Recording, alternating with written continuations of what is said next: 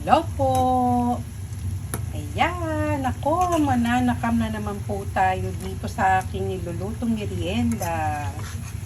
Siyempre, alam niyo na po, banana Q. Actually, ang tip ko lang po sa banana Q, para hindi po mag-coat ng maraming sugar, unti-untiin nyo lang po yung paglagay ng asukal. Kasi, sa una, hindi nyo pa po matatansya yung dami ng asukal. Hindi pa po natin makikita kung meron na po siyang na-coat na sugar sa banana.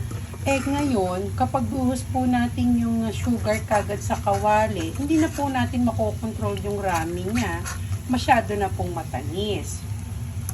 So, kaya ako po, ang tip ko lang po sa inyo, unti-untiin nyo lang pong lagyan ng asukal ang banana sa ibabaw.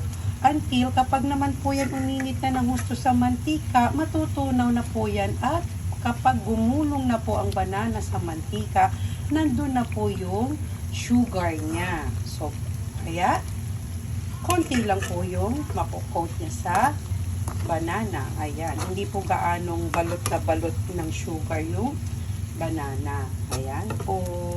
So, konti lang po. Kunti-kuntiin lang po para hindi masyadong matamis. Mahirap naman po kapag masyadong matamis ang banana Q. Ayan. Ayan. So, kain po tayo. Ayan. Konti lang po at tinutuno ko lang po yung ibang asukal nito nasa ilalim. At pwede na po natin tong kainin o merienda. Ayan po. Kain po tayo.